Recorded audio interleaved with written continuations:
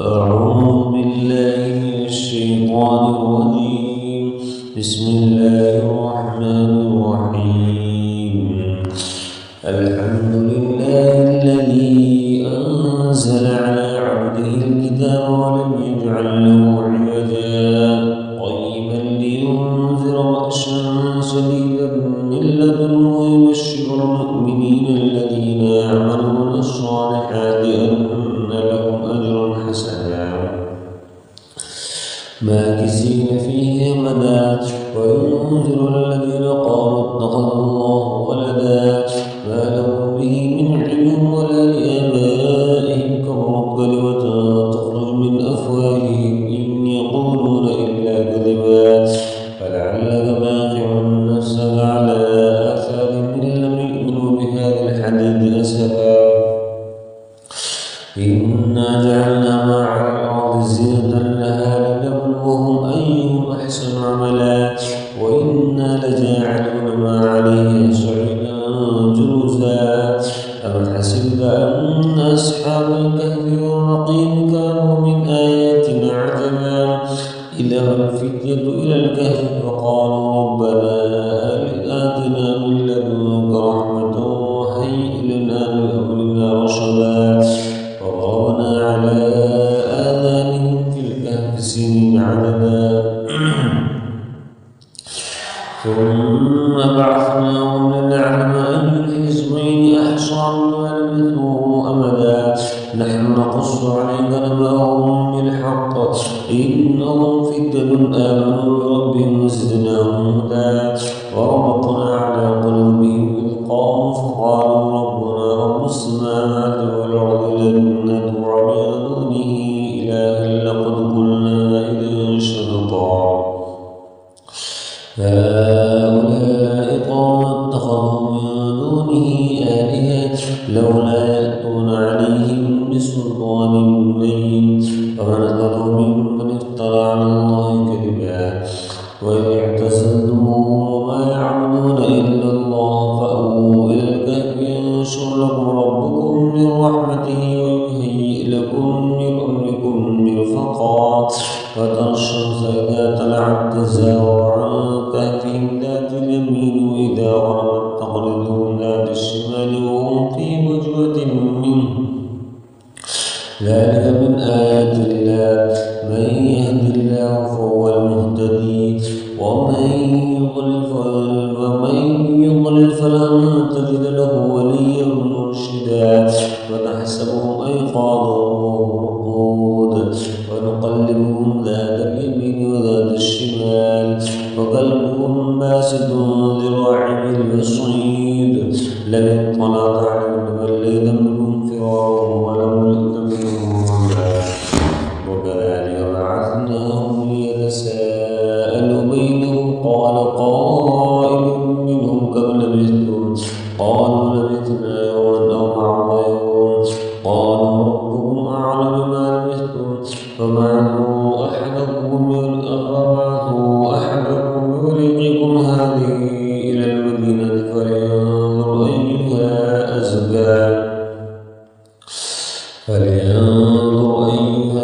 أزكى طعاما فليأتكم برزق منه وليتلطف ولا يشعرن بكم أحدا إنهم إن يظهروا عليكم يرجموكم أو يعيدوكم في ملتهم ولن تفلحوا إذا أبدا وكذلك أعثرنا عليهم ليعلموا أن وعد الله حق وأن الساعة لا ريب فيها إذ تنازعون بينهم أمرهم فقال ابنوا عليهم بنيانا ربهم أعلم بهم قال الذين ظلموا على أمرهم لنتخذن عليهم مسجدا سيقولون ثلاثة رابعهم كلبهم ويقولون خمسة وسادسهم كلبهم رجل بالغيب ويقولون سبعة وثامنهم قل ربي ويقولون سبعة وثامنهم كلبهم قل ربي أعلم بعدتهم ما يعلم إلا قليل فلا تمار فيهم إلا مراء ظاهرا ولا تستطيع قذفت فيهم منهم أحدا ولا تقولن لشيء إني فاعل ذلك غدا إلا أن يشاء الله واذكر ربك إذا نسيت وقل عسى أن يهديني ربي لأقرب من هذا رشدا ولبثوا في كهفهم 300 سنين وازدادوا 9 قل الله أعلم يلبثونه غير السماوات والأرض فارسل به واسمع ما لهم من دونه من ولي ولا يشرك في حكمه أحدا واتل ما أوحي إليك من كتاب ربك لا مبدل لكلماته ولن تجد من دونه ملتحدا واصبر نفسك مع الذين يدعون ربهم بالغداة والعشي يريدون وجهه ولا تعد عيناك عنهم تريد زينة الحياة الدنيا ولا تطع من أغفلنا قلبه عن ذكرنا واتبع هواه وكان فرطا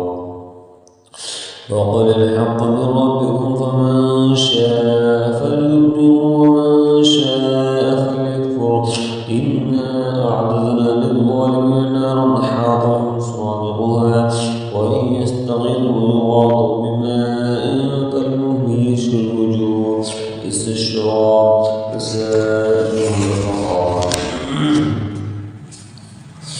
إن الذين آمنوا وعملوا الصالحات إنا لا نضيع أجر من أحسن عملا أولئك لهم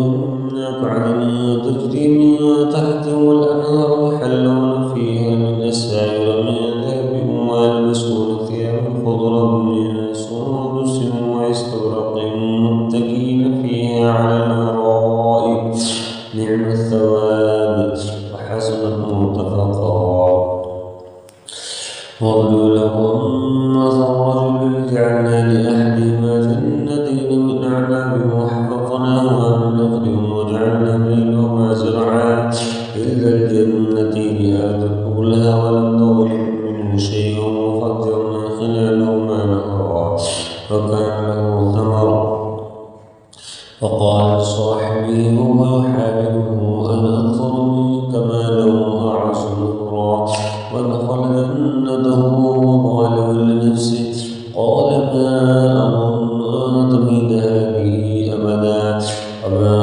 أظن الساعة قائمة ولئن رددت إلى ربي لأجدن خيرا منها منقلبا قال له صاحبه وهو يحاوره أكفرت بالذي خلق من تراب ثم من نطفة ثم سواك رجلا لكنه الله ربي ولا أشرك بربي أحدا ولولا إذ دخلت جنتك قلت ما شاء الله لا قوة إلا بالله إن ترني أقل منك مالا وولدا فعسى ربي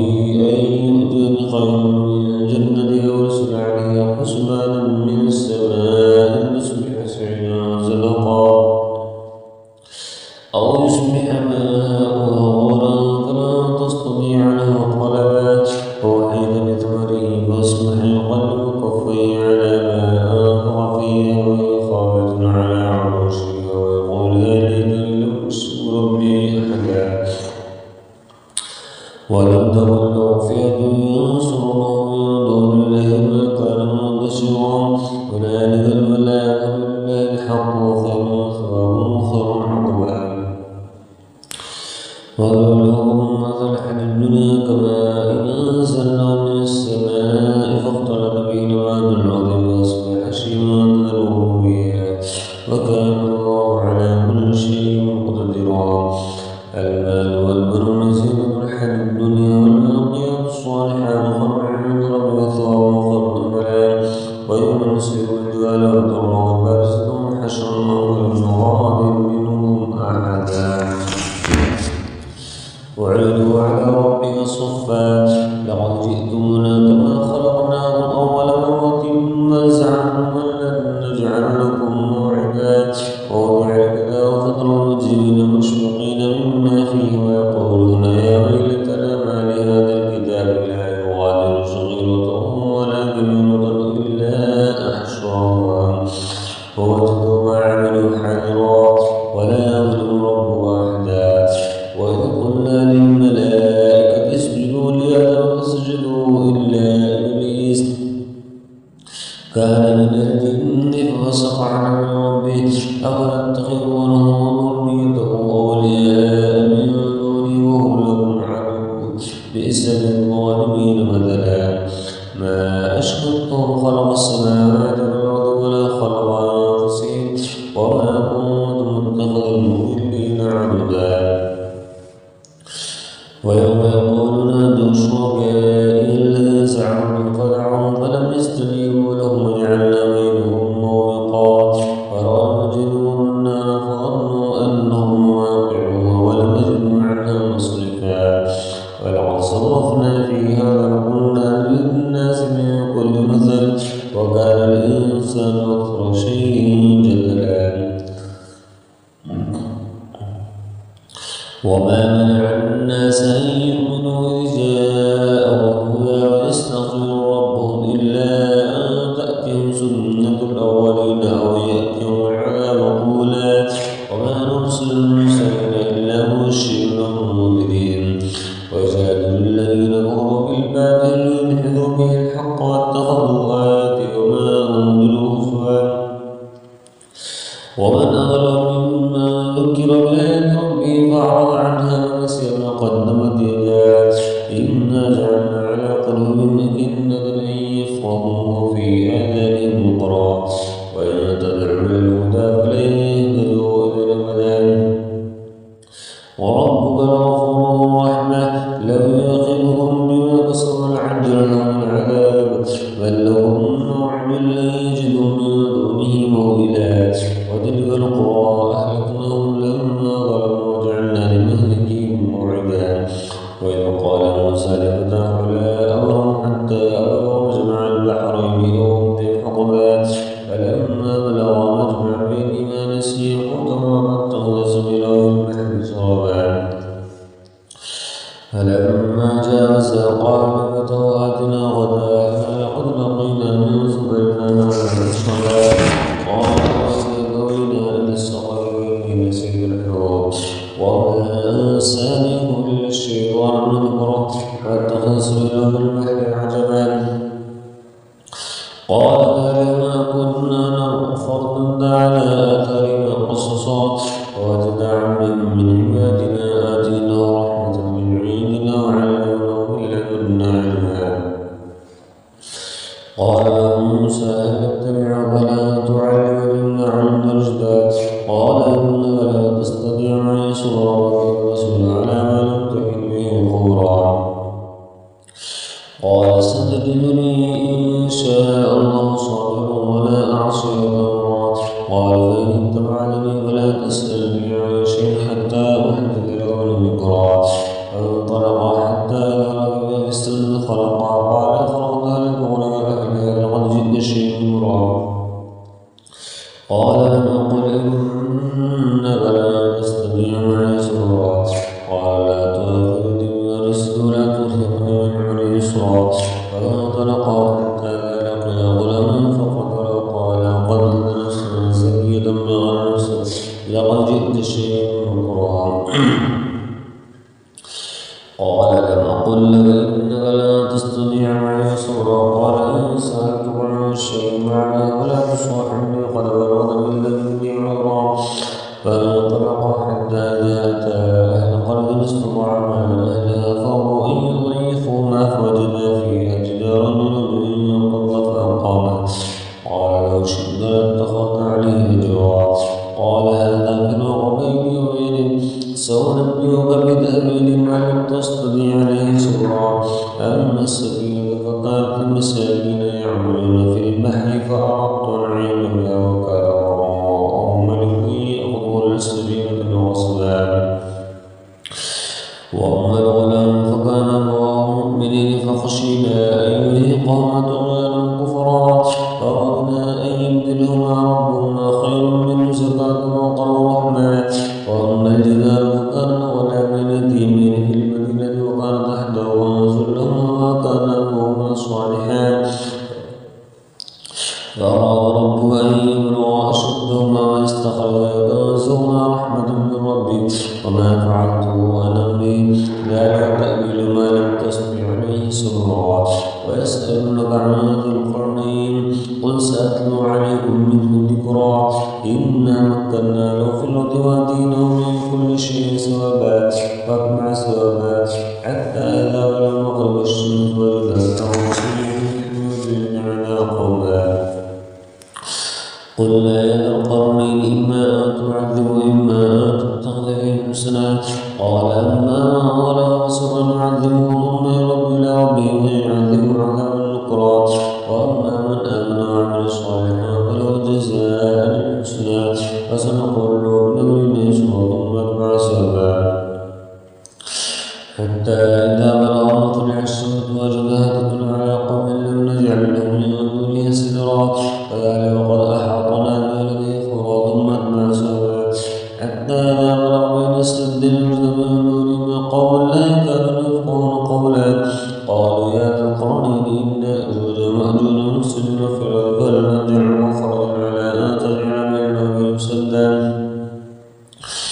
قال ما مكنني فيه ربي خير فأعينني من قوة أجعل بينه وبين ردما أهو نزمع الحديد حتى إذا سار بين الصدفين قال حتى رجعوا الله قال تغنيهم عليكم فما استطاعوا أن يظهروا وما استطاعوا أن نقبل قال هذا رحمة من ربي فإذا جاء وعد ربي جعله دكا وكان وعد ربي حقا فتركنا بعضهم يومئذ يمضي في بعضهم خلق السر وجمعنا الجمعان وعرضنا جهنم يومئذ للكافرين عرضا الذين كانت أعينهم في غطاء عن ذكري وكانوا لا يستطيعون سمعا أفحسب الذين كفروا أن يتخذوا عبادي من دوني أولياء إنا أعرضنا جهنم للكافرين نزلا قل هل ننبئكم بالأخسرين أعمالا الذين ضل سعيهم في الحياة الدنيا وهم يحسبون أنهم يحسنون صنعا أولئك الذين كفروا بآيات ربهم ولقائه فحبطت أعمالهم فلا نقيم لهم يوم القيامة وزنا ذلك جزاء بأنما كفروا واتخذوا آيات ورسل هزوا إن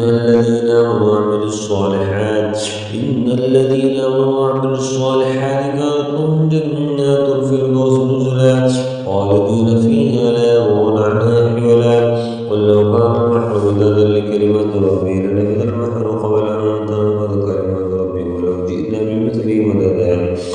قل إنما أنا بشر مثلكم يوحى إلي أنما إلهكم إله واحد فمن كان يرجو لقاء ربي فليعمل عملا صالحا ولا يشرك بعبادة ربه أحدا.